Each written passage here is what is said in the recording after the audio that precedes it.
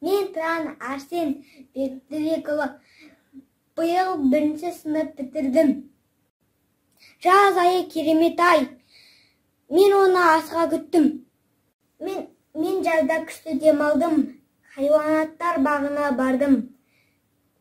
Онда күшті арыстан, түлкі, жыландарды көрдім. Саябаққа бардым. Түрлі машиналарға міндім. Қайықтармен жүздім.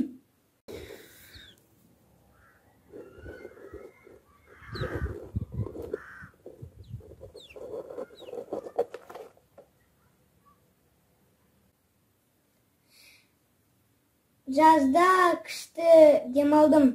Балапандарды бақтым. Сосын қоян көрдім. Bir ағай